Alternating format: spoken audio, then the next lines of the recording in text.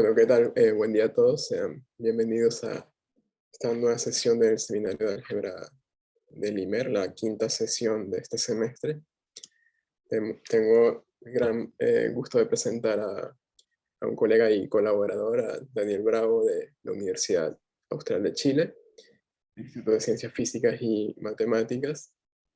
Y bueno, él hoy nos va a estar contando de los FPNs, de dónde surge este concepto, cómo va actualmente y en qué direcciones se puede tomar, ¿sí? Entonces, Juan Daniel, muchas gracias por haber aceptado la invitación, un gusto tenerte por acá y cuando estés listo, adelante.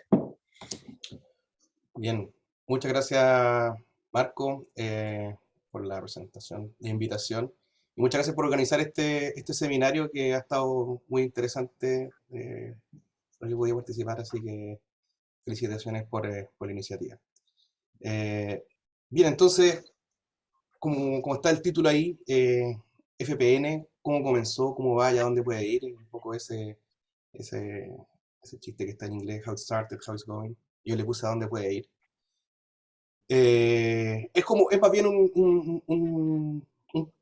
una perspectiva personal, ya lo decía en el abstract, de cómo comenzó esto para mí y cómo me he ido involucrando. Y obviamente hay mucho más que decir al respecto, pero quería yo dar esta como visión un poco general después de haber experimentado un poco un tiempo esta historia de los FPN. Así que, ¿cómo comenzó? Eh, Bien, como es como una historia personal, para mí esto comenzó por ahí por el 2011, eh, en la que yo estaba en mi trabajo de tesis, estudiando esta categoría estable de módulo, que es un objeto de estudio de la teoría de representaciones, bastante clásico, en el que en esa historia clásica lo que se quiere hacer es estudiar esta categoría de módulos sobre un anillo grupo, KG. Hay K un cuerpo, G un grupo finito, y lo que uno hace en esta construcción es cocientar los módulos proyectivos. Entonces, una de las cosas que ocurren, o dos cosas que ocurren en esto, en esta categoría, es que los módulos proyectivos se van a cero y lo que uno obtiene es una categoría triangular. Es decir, ya no es una categoría llana como en el caso de los R-módulos, sino una categoría un poco diferente con otras propiedades.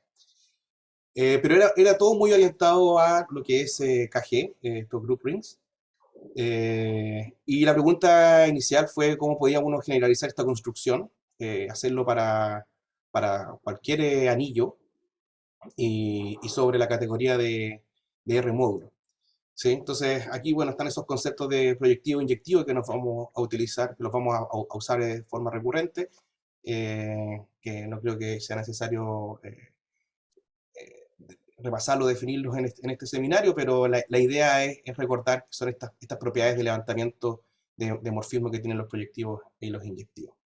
Entonces, ¿cómo fue la idea detrás de ese trabajo? Fue a través de categorías modelo. Y estas categorías modelo, basándose en lo que son estos pares de construcción y la correspondencia que estableció Hobby por ahí por el 2003 más o menos. Entonces, ¿cuál es la idea? Cuando uno trabaja con categorías modelo, usualmente lo que uno hace es trabajar con clases de mapa, las cofibraciones, las fibraciones y las equivalencias débiles, y ciertas propiedades de levantamiento. Entonces lo que Hobby hizo fue hacer una traducción de esas propiedades de levantamiento a objetos. Ya no son mapas, sino que los trata desde el punto de vista de objetos con la idea de los pares de contorsión. Entonces hace esa traducción de tres clases de mapa a tres clases de objetos, que serían como los objetos cofibrantes, los objetos fibrantes y los objetos que van a ser los que se van a invertir, ¿ok? Que son los W. Entonces, con estos tres clases de objetos construye dos pares de cotorsión. Y bueno, la idea de un par de cotorsión es, como está ahí, es aquí en grosso modo, un par de clases en la que lo que uno quiere hacer es mirar, o lo que uno hace es mirar esta ortogonalidad con respecto al funtor ext1. ¿Okay? Entonces, se preocupa de cuánto uno se hace cero con respecto a la otra clase y dice que un par de contorsión, si A es el ortogonal izquierdo de B y B es el ortogonal derecho de A. Entonces tiene estas tres clases. Esta es una construcción bastante general. Si se cumplen estos dos pares de contorsión y que la clase W es una clase ingresa, entonces uno puede construir una categoría modelo, una estructura, modelo sobre la categoría que uno está trabajando inicialmente y de ahí pasar a la categoría de homotopía. Y es esta categoría de homotopía, en el fondo, donde uno está invirtiendo estas equivalencias débiles, donde uno en realidad obtiene el objeto que anda buscando. En este caso sería la categoría estable de módulos, pero para cualquier anillo. Entonces, este camino sí se ha trabajado y sirve. Por ejemplo, acá hay una forma de cómo uno puede recuperar la categoría derivada de un anillo a través de pares de contorsión. Y lo que uno hace es elegir estas tres clases. Todos todos los objetos serían lo hace sobre la categoría de complejo de cadena. Todos los objetos son configurantes. Los objetos figurantes son los DG inyectivos, que es un tipo de complejo. Y los objetos débiles, digamos, los que se van a invertir son los perpendiculares izquierdos de esa clase de DG inyectivos. Y efectivamente, cuando uno hace este tránsito, lo que uno obtiene a través después de pasar de pares de contorsión en categoría de homotopía, es, es la categoría derivada del anillo. Entonces, nos ayuda a dar una respuesta, y de hecho lo que hicimos en ese trabajo, o lo que hicimos en ese 2011, fue obtener una construcción para la categoría estable derivada de un anillo, que es una construcción que propuso Henning Krause, también ahí por el 2005, que efectivamente es una generalización de lo que es la categoría estable de módulo, pero él lo hacía con la hipótesis de Netteriano. Bueno, él lo hacía sobre esquemas, ¿sí? Quasi-Noetherian schemes.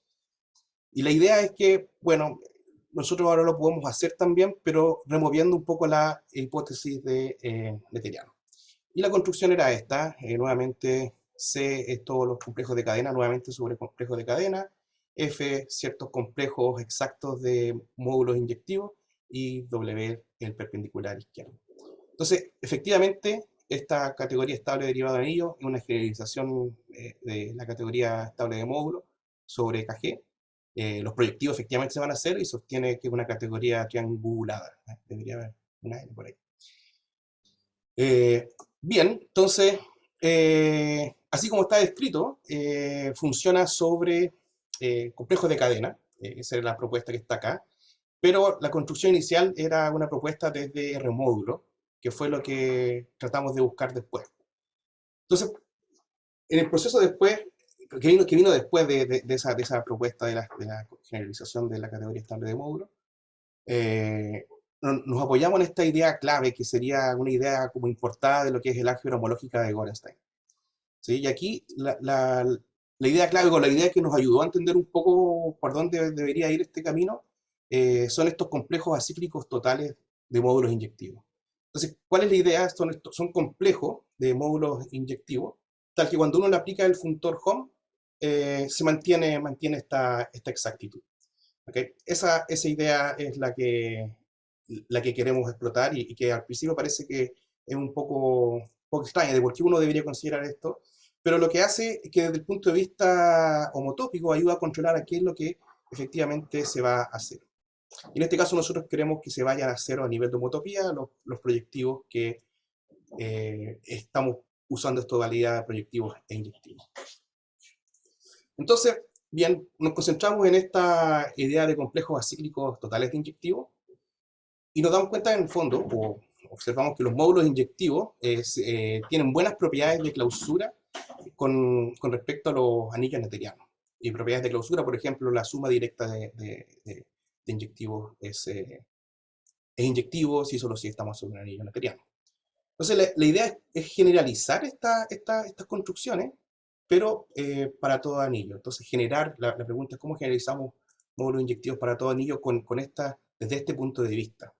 ¿Okay? Sí, módulo inyectivo está para todos anillos, pero desde este punto de vista con buenas propiedades. Entonces, para esto, nos fijamos en esta caracterización de módulos inyectivos. ¿Okay? ¿Sí? Tenemos módulos inyectivos nuevamente, pero ahora mirándolo con ext1, pero con respecto a todo módulo finitamente generado. ¿Sí? Esta es una caracterización que es bastante conocida y nos ayuda a entender cómo trabajar, o sea, nos ayuda a dar un primer paso, pensando en finitamente generado e inyectivo. Y es bastante bueno porque también finitamente generado nos ayuda a entender anillos noetherianos.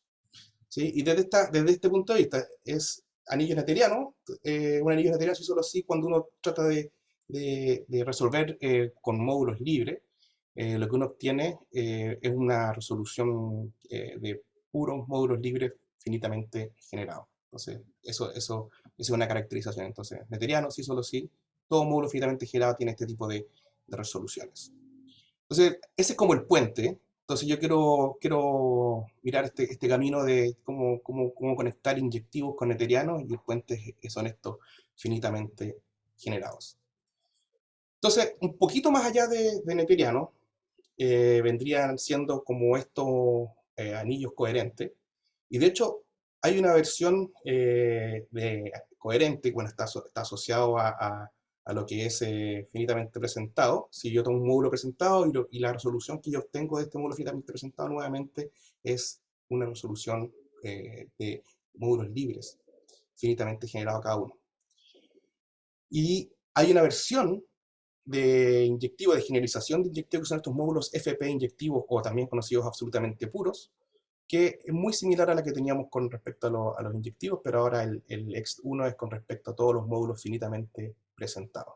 Entonces, nuevamente, tengo esta como conexión, este tránsito de coherente generalizando anillos noetherianos, FP inyectivo generalizando inyectivos, transitando a través de lo que es finitamente presentado. Entonces, para recapitular, un módulo M finitamente generado si tiene esta propiedad. Es decir, tengo un homomorfismo sobreyectivo de un módulo finitamente generado libre sobre este módulo M. Vamos a denotar esta clase por fp0. Finitamente presentado es, bueno, yo miro este mismo módulo finitamente generado, y si su núcleo es finitamente generado, entonces también tengo un módulo libre finitamente generado que cae de forma sobreyectiva, es decir, puedo conectar estos dos módulos y generar ya este diagrama, que no es una resolución, sino que podemos pensarlo como una resolución truncada, y ahora los denoto como FP1. Y bueno, entonces puedo seguir avanzando un poco más atrás y ya tengo esto que sería, si ahora este núcleo es finitamente generado, puedo hacer lo mismo y tengo los que serían los FP2. Aquí ya como que no hay un nombre estándar al respecto, así que FP2 nos queda bien. Y así puedo seguir al punto N, ¿cierto? Donde tendría los FPN, y esto sería nuestro finitamente N presentado. Entonces un módulo es finitamente N presentado si yo puedo encontrar digamos, una resolución truncada. Yo no sé lo que pasa después, en el paso n más 1, puede que necesite una cantidad infinita de módulos, de copias de R para poder continuar con esta resolución. Pero si no, no me preocupo más allá, y hasta n tengo finitos, finitamente generado, estoy ok. Y por supuesto, uno puede seguir, ¿sí? Uno podría seguir y efectivamente obtener una resolución, y en ese caso lo que yo tengo es la clase FP infinito. Y es esta clase FP infinito la que de alguna forma tiene como las mejores propiedades. Entonces, hacemos esa definición, ¿ok? Trabajamos con esta clase FP infinito, porque en el fondo la FP infinito se porta bien para todo anillo, ¿sí? No hay ningún problema con trabajar en este espacio, o sea, con estos módulos. Siempre tiene las mejores propiedades de clausura, principalmente. Y hacemos esta definición de qué es FP infinito inyectivo, y es análogo a lo que hemos hecho con inyectivo y FP inyectivo, y pedimos que se vaya a hacer a través de ext1 con respecto a todos los FP infinitos. Entonces, estos FP infinito inyectivo son los que dan como la clave. son también los que se llamaron absolutamente limpio o absolutely clean. Se escribieron en este preprint Stable Module Category of a General Ring con trabajo con Hobby Gillespie. Y bueno, ahí está todavía un poco en un limbo medio extraño. Entonces, bien, funcionó. No quiero meterme más en esa dirección, pero sí funcionó para poder abrir a otras preguntas, ¿sí? Y no irse todo el rato hacia infinito, sino decir, bueno, ¿qué pasa si nos quedamos hasta n? ¿Okay? ¿Qué pasa si no seguimos hasta el infinito? Y ahí estamos, bueno, si nos quedamos en n, quedamos con infinitamente n presentado. ¿Okay? Entonces, este infinitamente n presentado no es un concepto nuevo, es reciente, pero no tan reciente. ¿No? La primera referencia que pudimos encontrar es en un ejercicio del libro de Commutative Algebra de Bourbaki, donde no aparece con este lenguaje, pero sí aparece el concepto. Después, donde ya se empieza a trabajar, efectivamente se trabaja FP infinito, en el libro de Homological Dimensions of Discrete Groups de Robert Vieri, en donde trabaja directamente con la clase FP infinito. Y luego Kenneth Brown tiene en su libro de Cohomology of Groups, donde sí empieza a trabajar que también trabaja con FP infinito, pero también con FPN. Y luego yo creo que es el paper de Douglas Costa en el 94 en este Parameterizing Families of Non-Newtonian Rings, en donde hace una propuesta de esta definición de infinitamente n representado, y de hecho él maneja dos tipos de parámetros, un parámetro n y un parámetro d. Entonces, nosotros nos interesamos en este trabajo, en este concepto, y junto a Marco Pérez nos pusimos a investigar un poco sobre esta clase FPN, pero desde el punto de vista de la álgebra homológica, es decir, esta álgebra homológica relativa a lo que sería FPN.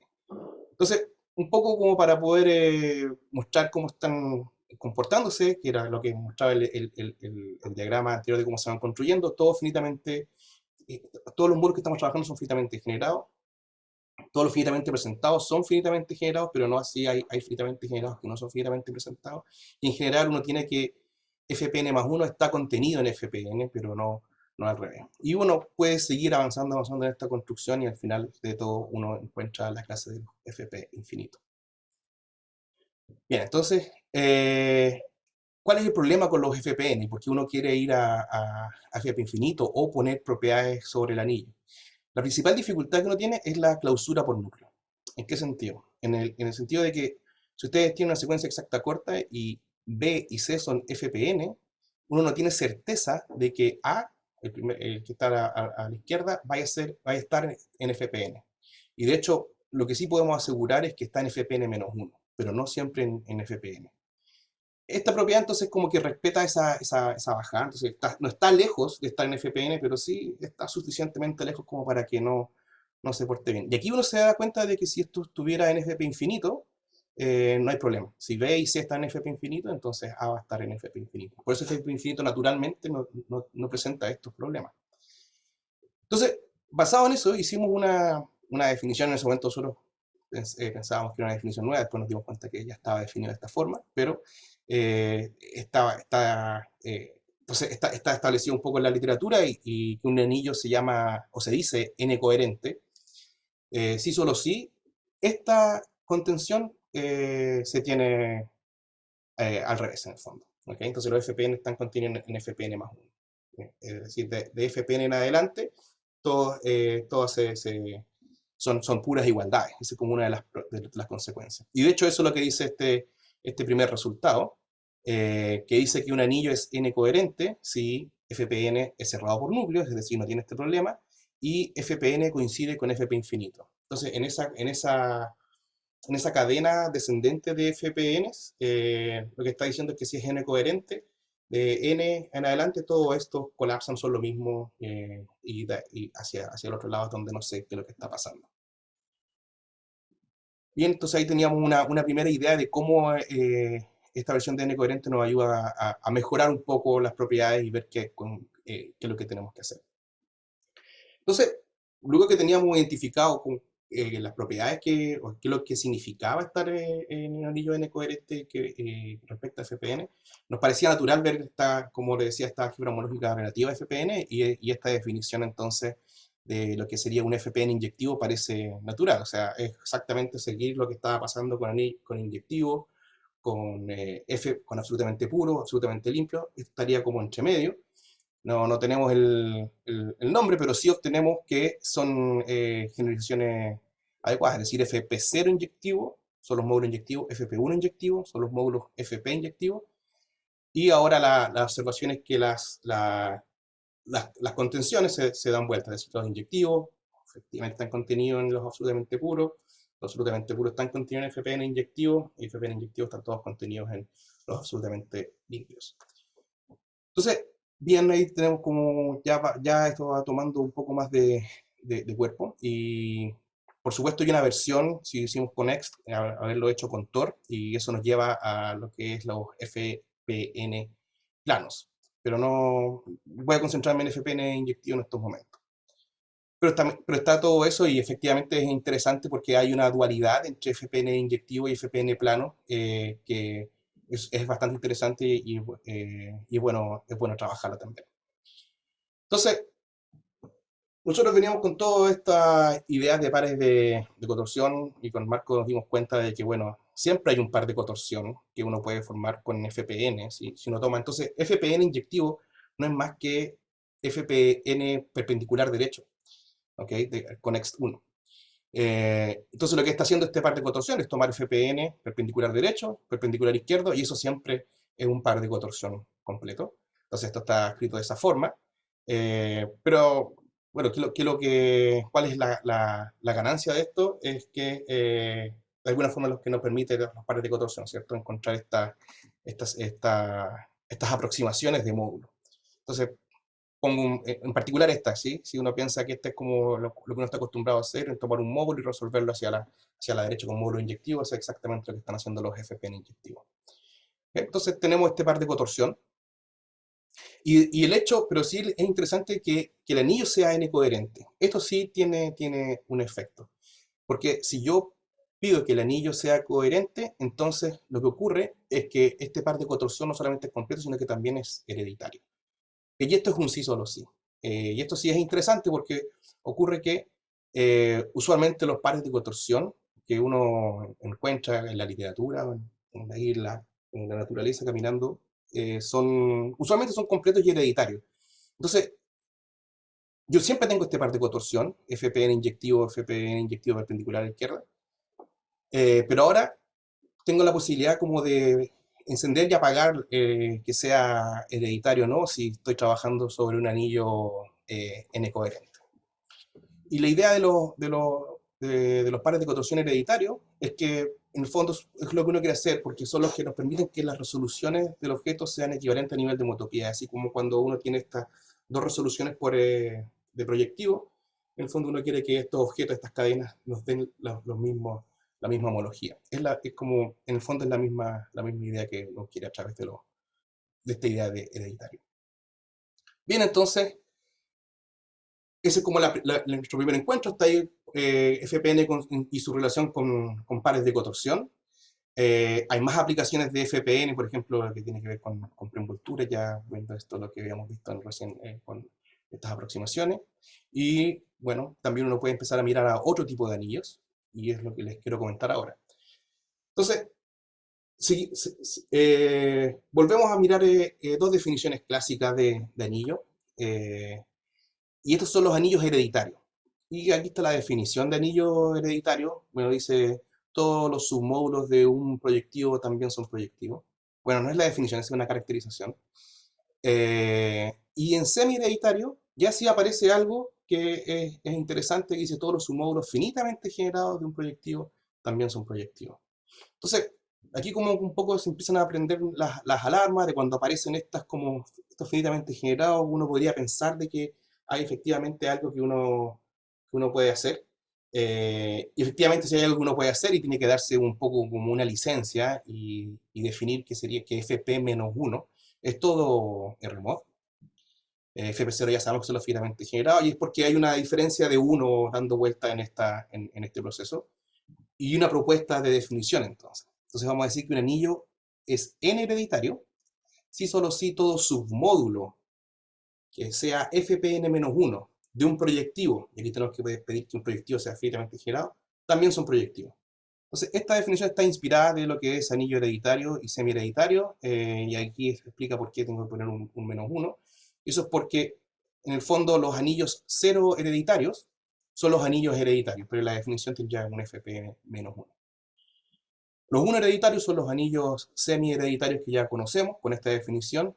Y bueno, 2 hereditarios, uno podría pensar, bueno, esto ya es una definición así al voleo o realmente hay algo. Y el trabajo, en un trabajo nos dimos cuenta de que aquí hay un ejemplo de un anillo.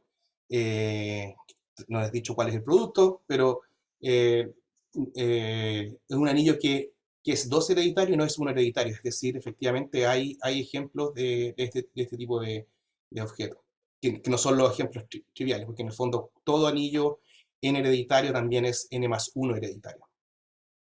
¿Okay?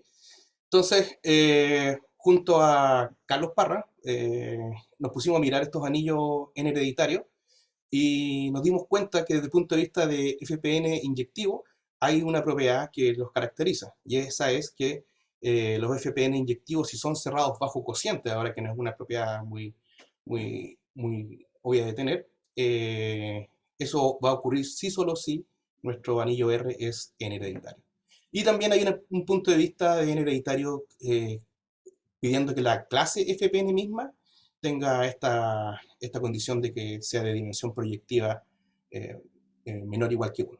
¿Okay? Es una condición bastante interesante. Los módulos de dimensión proyectiva menor o igual que 1 siempre aparecen en la literatura, y aquí estamos viendo que solamente sea la clase FPN que tenga esa condición. Y bueno, en el mismo trabajo con Carlos Parra nos dimos cuenta que todo anillo n hereditario es n coherente. Así que en particular este anillo que está acá es un anillo 2 coherente que no es 1 coherente. De alguna forma mostrando también que esta idea de anillo n coherente no es vacía. ¿Okay? Y lo interesante de este resultado y de trabajar con anillos n hereditarios es que nos permite movernos en otro tipo de pares, los pares de torsión.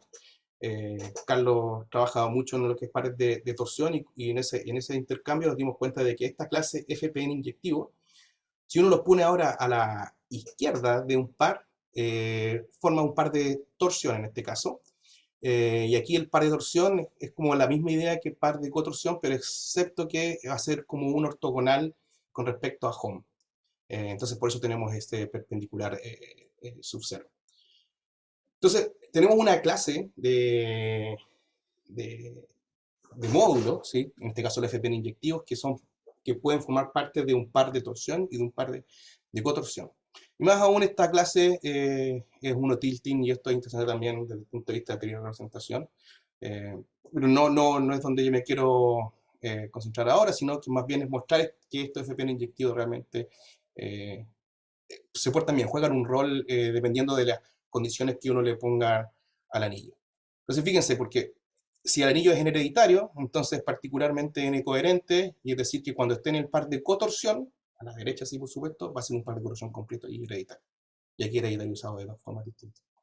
Entonces FPN inyectivo, como digo, puede formar parte de un par de torsión y cotorsión, y ahí la parte de que sea de torsión lo hace interesante, porque ahora yo puedo poner cualquier módulo al medio, ¿sí? La parte de cotorsión, puedo poner cualquier módulo a la derecha o a la izquierda, y puedo completar esa secuencia exacta corta con un módulo FPN inyectivo, pero ahora lo pongo al medio, y también puedo completar la secuencia exacta corta, y hay un módulo FPN inyectivo que aparece también. Es decir, FPN inyectivo aparece donde sea que yo ponga a cualquier módulo en una secuencia exacta corta. Existe una. Eso es lo que está diciendo.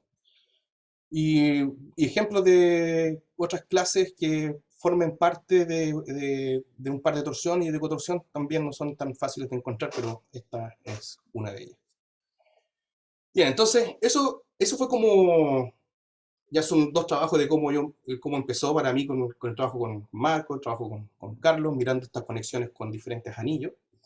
En particular la clase FPN inyectivo, Y ahora contarle un poco de cómo va, y lo que quiero hacer de cómo va es, en el fondo, conectar, hacer todas estas conexiones.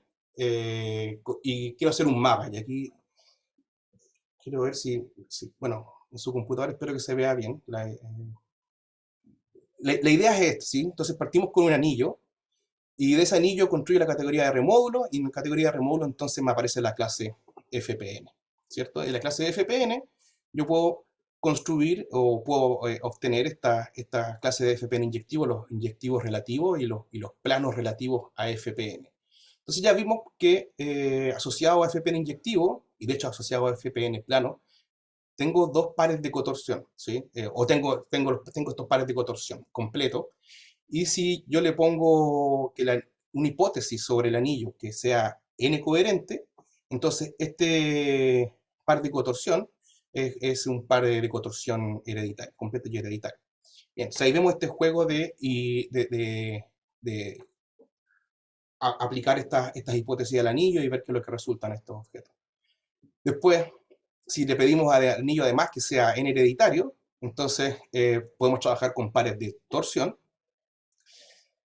Yo ya les comenté que uno podía pasar de FPN plano a FPN inyectivo a través de esta dualidad, y esta es a través del dual de Pontryagin, que es home sobre grupos abelianos con Q módulo Z. Y esto da pie a otro tipo de pares, que son los pares de dualidad, que bueno, que en particular Jim Gillespie ha estado trabajando. Estos pares de dualidad, si no me equivoco, fueron los propone Jorgensen y Horm en un paper por ahí también por el principio de los 2000. Y bueno, cuando uno está trabajando con álgebra homológica también uno tiene esta idea de las dimensiones homológicas al respecto. ¿Ya? Y estas dimensiones homológicas, bueno, sirven también para hacer aplicaciones, ¿sí? Aplicaciones para aproximar módulos, nos lleva a la idea de precubierta y preenvoltura, o cubierta y envoltura. Los pares de dualidad, en el trabajo que hizo Gillespie, sirve para hacer una propuesta de lo que sería una álgebra homológica de Gorenstein. En este caso sería una álgebra homológica de Gorenstein desde FPN. Entonces tenemos como esta propuesta de, bueno, que también veníamos pensándolo hace tiempo, pero la respuesta más limpia en ese sentido de cómo vemos lo que sería álgebra homológica de Gorenstein va de la mano de los pares de dualidad. Los pares de torsión, bueno, ya lo mencioné, sirven para un poco como para introducirse en lo que es la teoría tilting y cotilting, teoría de representaciones. Y los pares de cotorsión, bueno, nos sirven a nosotros como para poder, o no que nos sirven, sino que nos permiten una aplicación hacia las categorías modelos, categorías abelianas en este caso, categoría abeliana modelos, que lo que hacen en el fondo es hacer esta traducción hacia objetos. Y esas son como las aplicaciones que uno tiene. Y por supuesto, esto desde el punto de vista desde R módulo, todo esto ha sido trabajado de R módulo, pero también hay generalizaciones a otras categorías, ¿sí? Las mismas ideas la hemos propuesto para complejos de cadena, categorías de funtores y más generalmente para categorías de Grothendieck en general. Bien, entonces, hasta ahí, ¿en dónde va? La idea de este mapa era un poco como conectar todas estas ideas y ver cómo se relacionan y qué aplicaciones pueden tener. Obviamente no es un mapa completo, ya vamos a mostrar dos conexiones más. ¿Y a dónde puede ir? Que es como la tercera parte de esta charla.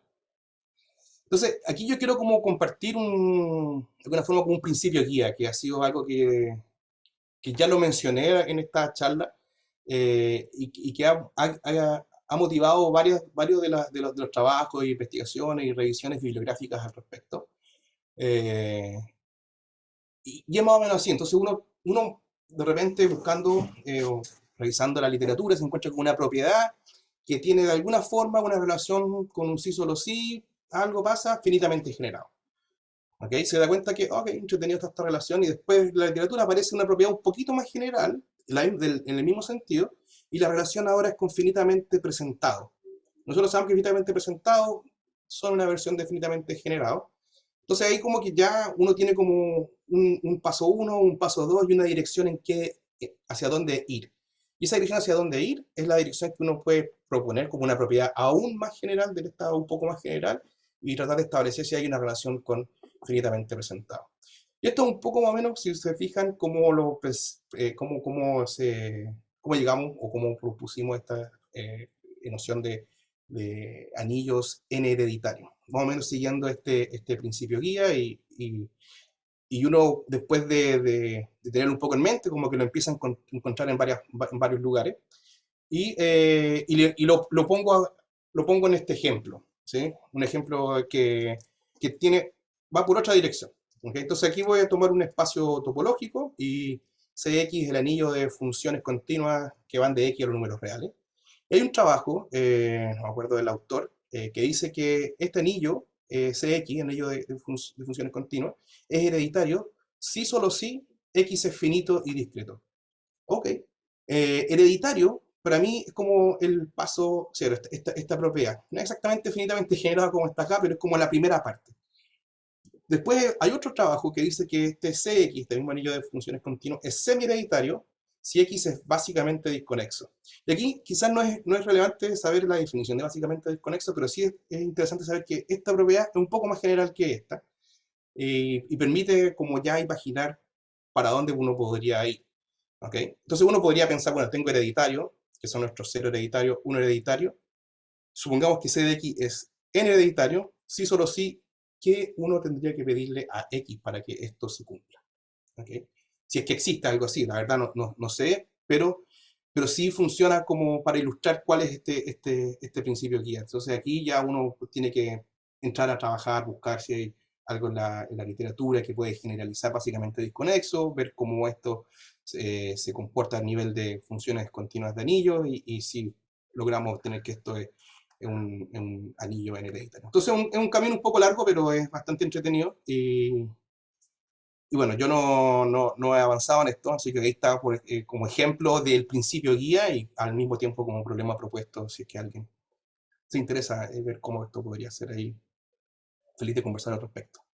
Entonces, esta es como la primera dirección. La primera dirección sería, bueno, sigamos buscando dónde es que aparece esta idea de finitamente generado, después finitamente presentado, y de ahí lanzarse al caso N. La siguiente dirección sería como volver un poco a visitar la categoría estable de módulo para todo anillo. Y un poco lo que le comenté al principio. Cuando hicimos esta construcción de categoría estable de módulo, usamos FP infinito.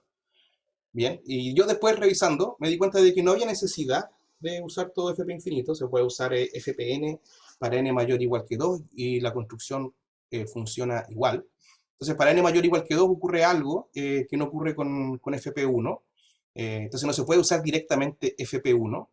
Entonces aquí la pregunta es si se puede hacer algo entre medio, algo que esté entre FP1 y FPN. Y eso, bueno, eso es justamente algo que vengo pensando hace un rato y hemos hecho algunos avances con un colega que también fue estudiante de Mark Hobby. Entonces, ahí hay otra dirección que sería también como ver hasta dónde en el fondo uno puede bajar este N y bajar las propiedades y quedarse como con lo más básico de FPN. Y la idea es que debería haber algo, debería haber una clase entre FP1 y FP2 que logre hacer esta construcción nuevamente en general para cualquier anillo. La tercera dirección, y es la que actualmente también estoy trabajando, es usar este principio guía y no solamente mirar anillos en hereditarios, sino dominios en hereditarios. Entonces, están los dominios de Dedekind, que son esencialmente dominios hereditarios, dominios de Prüfer, que son esencialmente dominios semi-hereditarios. Entonces, como me parece natural mirar los dominios en hereditario y ver qué es lo que pasa. Y ahí ocurre que en los dominios de Dedekind, esto es como una aplicación nuevamente de este principio de guía, ocurre que los módulos inyectivos coinciden con los divisibles sobre los dominios de Prüfer, los absolutamente puros coinciden con los módulos divisibles. Entonces, sobre un dominio n hereditario, uno esperaría que los módulos divisibles coinciden con los FPN inyectivos. Y ese sí es el caso, y este es un trabajo que estamos realizando hace un tiempo, pero que habíamos quedado un poco parados entre pandemia y otras cosas. Y que sí logramos establecer que efectivamente Hay una equivalencia entre módulos divisibles y FPN inyectivos, sí, solo sí, yo estoy trabajando con un dominio n hereditario. Y interesantemente, hay ejemplos de dominios dos hereditarios que no son uno hereditario. Pues el anillo dos hereditario que mostré delante claramente no era un dominio, así que hay que buscar por otro lado. Y bueno, en este caso el ejemplo lo encontramos en la literatura, y es un ejemplo que encontramos nuevamente en ese trabajo de Douglas Costa. Así que más o menos esa es como la tercera línea donde uno puede ir. Entonces ya se ven que hay como dos líneas más que uno le puede agregar a este mapa, ¿sí? Es decir, uno puede agregar qué pasa cuando uno tiene los dominios en hereditario, una condición más sobre los anillos, y en ese caso los FPN inyectivos coinciden con los divisibles, bueno, y los FPN plano coinciden con los módulos libres de torsión. Y desde el punto de vista de jugar un poco con este parámetro n, ver qué tanto uno puede bajar y ver hasta qué otras propuestas de categoría estable de módulos uno puede lograr para cualquier anillo. Y por supuesto, este mapa falta aún más por completar. Eh, Hay muchos autores chinos que están también interesados en trabajar con estas clases. Hay mucho trabajo en la literatura que debería aparecer, que yo simplemente no lo coloqué porque realmente esto ya se agrandaría mucho, sino que un poco esto es lo que yo he ido experimentando, que era la idea como de la charla. Y bueno, por supuesto, seguir invitándolos a hacer crecer este mapa y conectar con otras áreas del álgebra, como se ve aquí. Así que hasta ahí con mi presentación y muchas gracias por su atención. No, al contrario, Daniel, gracias a ti por tan bonita charla. Vamos a mandarle un aplauso virtual. Gracias. ¿Puedo No sé hacer si una se dio pregunta? del otro lado de la cordillera, pero esperemos que sí. Bueno, ¿hay preguntas para Daniel? Sí, puedo hablar porque yo ya desgraciadamente me tengo que ir a clase, así que me gustaría decir algunas cosas. Antes que nada, Daniel, la verdad, tu charla fue bastante estimulante, muy bonita, te felicito. Gracias. Hay una cuestión que no has considerado y que creo que es bastante importante y que está bastante en boga, ¿no? Es el asunto de las categorías extrianguladas.